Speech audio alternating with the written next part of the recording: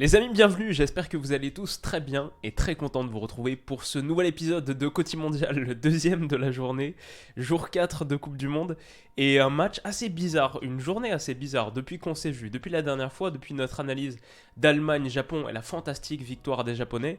Il y a eu deux rencontres assez particulières, Espagne-Costa Rica, victoire 7-0 des Espagnols, et ce court succès de la Belgique dans le match qui vient de se terminer, que j'ai regardé sur la chaîne belge, sur la Une, avec un très beau visuel, et c'était une expérience vraiment cool.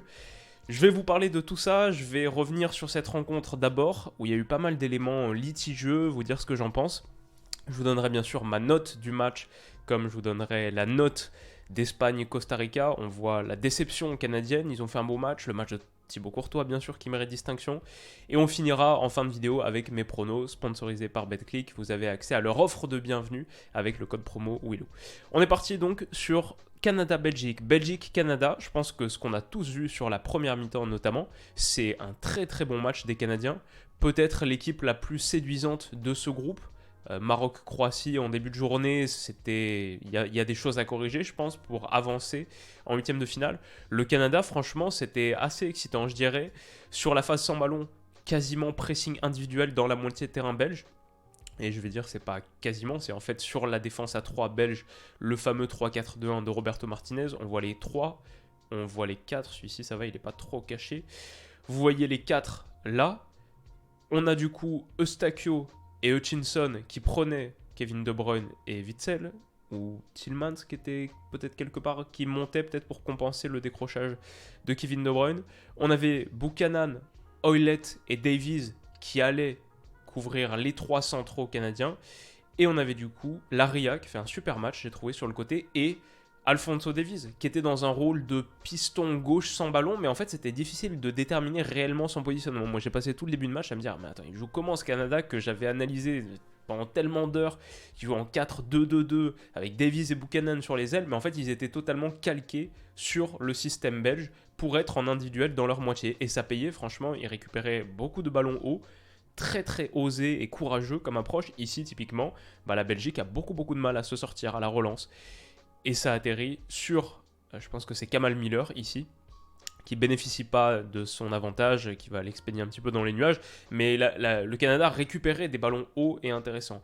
Alors, le truc, c'est que c'était une approche osée, risquée, parfois ça marchait pas aussi, et c'est ça qui a rendu, je pense, cette première mi-temps un peu bizarre, étrange, très décousue pour un neutre comme moi, kiffant à regarder, parce que ça partait un petit peu dans tous les sens. Soit le Canada récupérait, était très dangereux, et la Belgique semblait en train de s'écrouler, parce que sa phase de préparation échouait, soit ça passait, comme ici, sur ce ballon remisé à destination de Kevin De Bruyne, et là, il y avait un océan d'espace qui s'ouvrait, et Kevin De Bruyne, fantastique accélérateur de jeu qu'il est, pouvait l'utiliser.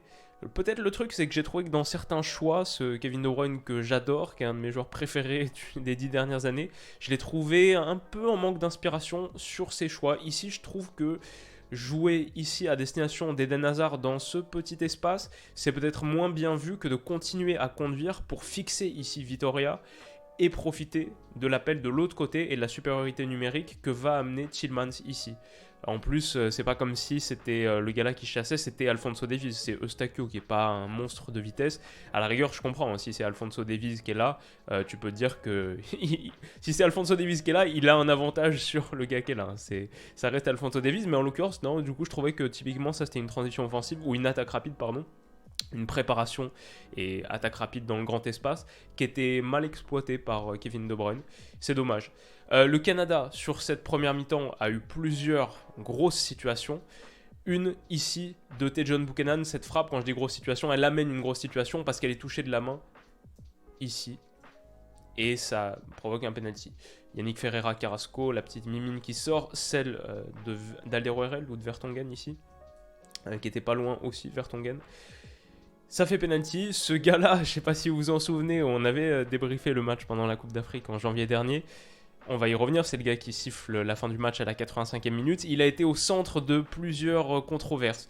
Mais ce penalty, en l'occurrence, d'Alphonso Davies, j'ai eu la même sensation encore, mais il y a plusieurs penaltys ratés en Coupe du Monde, là, récemment. Alors, Ferran Torres a transformé le sien, mais entre celui de Lewandowski et là, d'Alphonso Davies, Repoussé par Thibaut Courtois, c'est un bel arrêt, mais il est vraiment mal tiré aussi. Hein. Il est très très proche du centre. Et derrière, Jonathan David et Alphonso Davies se gênent et réussissent pas à convertir. Ce qui aurait pu être une seconde tentative, mais bon, difficile. Surtout penalty raté, le Canada peut s'en vouloir qu'à soi-même. Et ouais, c'est vraiment dommage. C'est aussi dommage parce que je pense qu'ils auraient pu bénéficier d'au moins un penalty supplémentaire. Alors ici, c'est une action où la pression, on le voit, et le marquage individuel, la pression individuelle des Canadiens paye. Thibaut Courtois est conduit à un dégagement un petit peu approximatif. Ça retombe sur Hutchinson. J'ai inclus l'action depuis le début pour montrer qu'il n'y a pas de hors-jeu autre que celui qui a été donné. Ici, il n'y a pas hors-jeu sur cette remise. Bien sûr, c'est une passe vers l'arrière, il n'y a pas hors-jeu. Hutchinson, là, ça passe à destination de Junior Hoilett. On voit très bien qu'il n'y a pas du tout hors-jeu. Il est couvert. Donc ça ne peut pas être un hors-jeu ici. Son centre, John Buchanan à la réception, n'est pas hors-jeu, bien sûr. Il est derrière. Sa tête, ok. Et là, ça revient sur Jonathan David, dont la frappe contrée, je pense que... Alors, j'imagine que c'est ça qui est référencé. Ou alors, non. Ce que j'imagine, c'est que c'est une erreur totale. Mais je vois que ça, potentiellement, c'est qu'on estime que cette frappe contrée de Jonathan David... ici, John Buchanan faisait action de jeu, mais je veux dire pas du tout. Elle est contrée là, et il est très très loin, il est même pas en train de gêner Courtois. Et derrière, Eden Hazard la récupère, rate sa passe en retrait à destination de Vertonghen. Et il fauche John Buchanan. Il y a faute. Et alors oui, ça je l'ai inclus aussi pour dire que il y a faute, elle n'est pas donnée parce que le gars ici siffle hors jeu. Ok. Mais je pense que si on refaisait l'action en mode arbitrage vidéo, on se serait rendu compte qu'il n'y avait pas hors-jeu du tout. Je pense que ce qui s'est passé en fait, c'est que l'arbitrage vidéo a dit il n'y avait pas hors-jeu, alors le hors-jeu c'était n'importe quoi, mais on estime qu'il n'y avait pas tant faute que ça, parce que là il n'y a pas hors-jeu du tout, on voit bien que c'est Eden Hazard qui met la passe en retrait pour John Buchanan. Après, Vertonghen touche le ballon, il me semble que c'est Vertonghen, hein. Je dis peut-être une bêtise, mais je pense que c'est Vertonghen numéro 5, Dendoncker, Alderweireld, Vertonghen.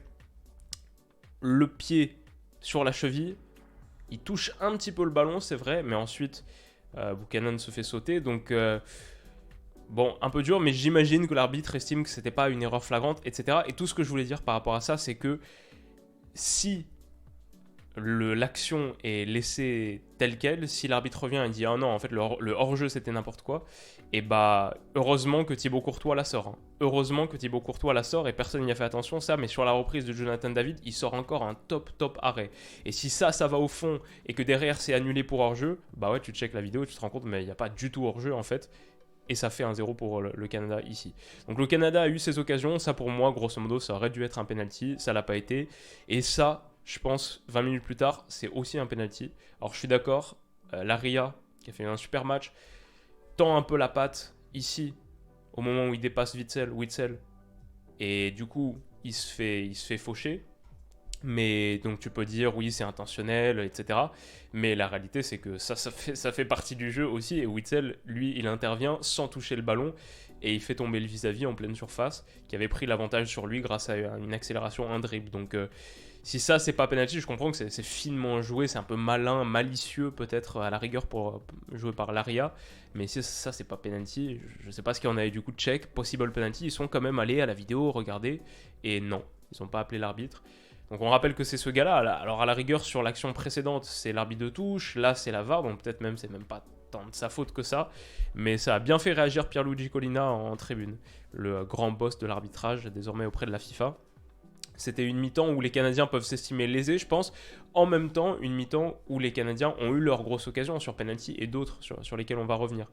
La Belgique en a profité, ça c'est certain, avec ce ballon qui est joué au-dessus, par-dessus la défense. Je pense un petit peu de réussite là également, parce que initialement, il est plutôt pour Kevin De Bruyne, je pense. Et il va atterrir sur Michy Batshuayi, aussi parce que l'intervention de Vitória là est très mauvaise, très très mauvaise. Il est en retard, il voit pas bien, il juge très mal la trajectoire, et miraculeusement, il peut y avoir un rebond, ça atterrit sur Batshuayi qui finit. Je pense que le Canada se fait punir de son manque de réussite, de qualité à la finition, gratter un penalty, d'autres situations en pleine surface, et se fait punir de son manque d'efficacité défensive également, parce que Vitória a son intervention, et Borjan aussi. Le tir, en vrai, il est sur lui. Hein. On le voit ici peut-être sur la reprise de volée. Ouais, le ballon il passe. Son arrêt est pas suffisant et c'est un petit peu quelque chose dont on avait parlé dans l'analyse du Canada, bon, l'épisode que j'avais dédié il y a quelques mois. Le Canada sera la surprise du mondial et j'avais un petit bémol sur Milan Borjan. Encore plus sur son jeu au pied, mais ouais, là aussi sur ses interventions, ça coûte cher. Comme ça, à mon avis, cette situation autour de la demi-heure de jeu que le Canada doit mieux jouer. Super travail de Buchanan, là on peut en parler quand même. Dos au but, le contrôle, la remise, un des joueurs à suivre pour moi de ce mondial, je trouve qu'il l'a montré sur ce match. Et Jonathan David, ici, dans cette situation, j'ai envie de dire c'est la moitié sa faute, la moitié celle de Laria, ici, qui doit davantage s'avancer, qui doit être plus proche. Il part de trop loin là. Et du coup, je comprends que Jonathan David le voit pas, déclenche avant tout, parce que même s'il y a des gars qui bloquent et son tir va être bloqué, bah quand tu es dans l'axe du but comme ça, je comprends aussi que tu décales pas un partenaire qui est déjà forcément par la nature des choses excentré, mais aussi qui part de si loin, de si bas. Donc les deux sont fautifs, je dirais. Il y a quand même peut-être un meilleur ballon à mettre là, parce que l'Area finit par déclencher sa course, mais on voit même il est en dehors du périmètre visuel de David. Il est derrière lui stricto sensu, donc c'est difficile à voir et il est pas assez bien placé pour profiter de la situation. En tout cas, c'est très très bien taclé ici, je pense, par Alderweireld. Ouais, je pense. Et bon, la Belgique s'en sort. 1-0, c'est assez miraculeux. Moi, comme je vous dis, j'ai vu le match sur la une. Et que ce soit les commentateurs sur le match ou en plateau à la mi-temps, après le match, grosso modo, les Belges ne se faisaient pas d'illusions sur le fait qu'ils étaient un peu miraculés au bout de ce premier acte. Et d'ailleurs, les stats en attestent, 16 tirs à 4 pour le Canada. Ça a été assez déséquilibré. Et les Canadiens ont fait forte impression. Les Canadiens de John Herdman, moi-même, que je les attendais très bien sur ce mondial, équipe surprise, etc., ils ont été au-delà de mes attentes. Sur leur plan de jeu très osé, très risqué, ce qu'ils ont montré en première période, même la combinaison entre les joueurs offensifs, ouais, ça faisait bien vivre le ballon. Cette Belgique était pas top, mais le Canada était vraiment, vraiment cool. Et du coup, ça c'est le football. Ils finissent quand même à 1-0 en rentrant au vestiaire. Alors après, ça change. En seconde période, j'ai trouvé la Belgique bien meilleure et le Canada a manqué de jus. Je pense que les entrants côté belge ont fait beaucoup de bien. Et là, je mets l'accent sur un en particulier, Amadou Onana. Moi, dans mon idée, Amadou Onana, là, il vient de gagner sa place de titulaire pour les prochains matchs. Je sais pas ce que les Belges vous en pensez. Mais Tillmans, qu'on a très peu vu dans cet entrejeu un peu dysfonctionnel, c'était aussi le cas contre l'Italie à l'Euro 2021, bah, Amadou Onana avec Witsel, je pense qu'il y a un peu plus de promesses. Percussion, justesse dans les passes. Alors, il peut se faire exclure. Il y a un petit peu. Faut faire attention sur certains tacles, certaines réactions émotives. Il prend un carton jaune sur ça. Et derrière, il y a un très très gros tacle où il est un petit peu miraculé. Mais sinon, j'ai trouvé super super apport dans un domaine où la Belgique avait souffert sur cette première période sur le plan physique. Je pense face aux accélérations de Alphonso Davies par exemple, de Laria, de Buchanan. Hutchinson même au milieu, bah, j'ai trouvé que Amadou Onana a vraiment rééquilibré les débats, rétabli la balance. Ici, prend le dessus, accélère encore. Et ouais, il y a peut-être une petite situation litigieuse aussi, mais je pense que c'est en dehors de la surface. Mais top. Sa petite passe zidanesque là, en mode roulette, hop, ça c'était plutôt bien vu. Et le double tacle autour de juste avant la 70e minute, je sais pas si vous vous souvenez de celui-ci, hop. Et ensuite, il se relève et tacle à nouveau pour permettre à la Belgique de recycler, de conserver le ballon. Il a fait beaucoup, beaucoup de bien sur son entrée. Sinon, je pense que le Canada, à part cette occasion, peut-être une autre en seconde période, n'a pas eu grand-chose. Et bel arrêt Thibaut Courtois là. L'entrée de Loïs Openda, top. Le boucher de Vancouver, là, Alistair Johnston qui le course, aurait vraiment pu être exclu. C'est pour ça que l'arbitrage va un peu dans les deux sens. Initialement, moi, mon ressenti après la première période, à la mi-temps, c'est le Canada se fait vraiment voler. Mais en même temps, ils peuvent aussi s'en vouloir à eux-mêmes. Et je dirais que le mauvais arbitrage a été dans les deux sens. Parce que là, typiquement, sur cette situation, c'est un peu un miracle que notre ami Alistair Johnston finisse pas exclu. Ce tacle, elle est pas belle cette image. Hein. Ce tacle-là, par derrière, les deux pieds décollés, c'est pas annihilation d'une occasion nette parce que c'est un 1 contre 2, même s'il y a le soutien de Trossard qui arrive, mais c'est quand même annihilation d'une occasion. Là, on est quand même sur un gars qui pénètre dans le dernier tiers sur une attaque rapide avec beaucoup beaucoup d'espace, donc c'est pas comme si c'était au milieu de terrain en plus. Et ouais, ça c'est pour moi c'est rouge 100 fois. Enfin, je mettais Leandro Trossard aux côtés de Roberto Martinez parce que lui aussi je trouve qu'il a fait une bonne entrée. Quelques ratés, mais des différences faites. Et je sais pas s'il faut le mettre titulaire au prochain match, mais il y a des choses dans les entrants qui sont à signaler, particulièrement Amadou Onana. Je pense qu'il faut revoir un petit peu ce système parce que si tu pars sur la même configuration au prochain match, je sais plus si c'est contre la Croatie. Ouais, non, c'est contre le Maroc, il me semble. Prochain match, c'est le Maroc. Et si je me trompe pas, c'est dimanche. Dimanche 14h peut-être, à vérifier.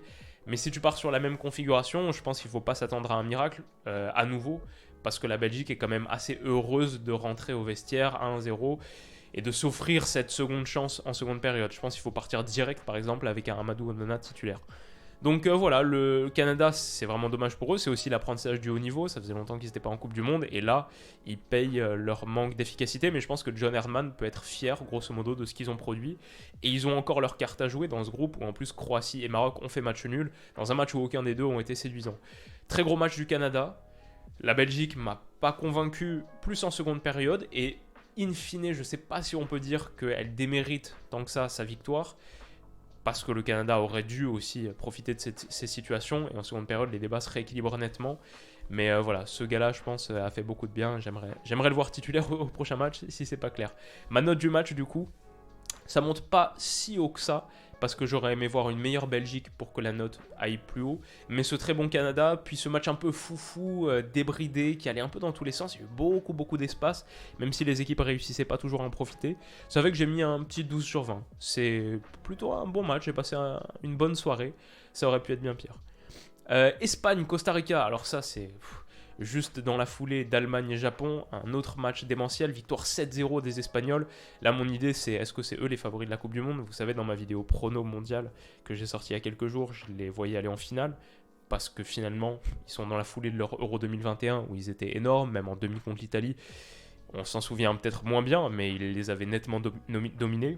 Ils auraient sans doute mérité d'aller en finale. Et s'ils vont en finale contre l'Angleterre, je pense qu'ils éclatent l'Angleterre. Donc, cette Espagne de Luis Enrique... Attention, et elle l'a montré, le jeu en une touche, je crois qu'elle finit à 80% de possession, les déviations, des très grosses séquences collectives pour finir, Pedri ici qui donne la passe décisive à Dani Olmo, Denis Olmo qui nous cale un geste à la Bergkamp pour finir planter le 1-0, mais Pedri a fait un énorme match aussi, tous les Espagnols ont été en feu. Jordi Alba, très gros match également, finition de Marco Asensio, provoque un penalty transformé par Ferran Torres. Le 4-0, au bout d'une très grosse séquence collective, c'est conclu encore par Ferran Torres. La tête des mauvais jours pour Keylor Navas, on le comprend, Luis Enrique qui célèbre. Le 5e inscrit par Gavi. Très bon Gavi sur ce match. Par contre, le numéro, ça c'est interdit. Hein. Numéro 9 pour Gavi, c'est pas autorisé. Quoi d'autre? La bonne entrée de Nico Gonzalez aussi. Comment il s'appelle Nico Williams, bien sûr. Le frère d'Iñaki. Qui super petit dribble, percussion, créativité et ce centre repoussé par Keylor Navas, bien fini par Carlos Soler, c'est le 6-0, le 7-0, il intervient et c'est Morata qui le plante cette fois, qui obtient son but. Effectivement, je suis d'accord, cette Espagne, c'est du costaud et elle va faire très peur à beaucoup de monde, le Costa Rica, qu'on annonçait comme solide, son triangle de fer, la charnière centrale, plus Keylor Navas. Moi, je voyais l'Espagne remporter ce match 2-0 en ayant un très gros contrôle de la possession, mais un peu stérile par moment.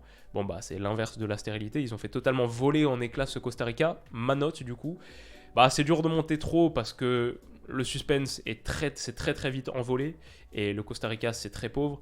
Mais pour la qualité qu'incarne l'Espagne, quand tu vois une équipe dérouler là, à ce point-là, son plan de jeu, être collectivement si impressionnante, ça mérite quand même un petit 13 sur 20.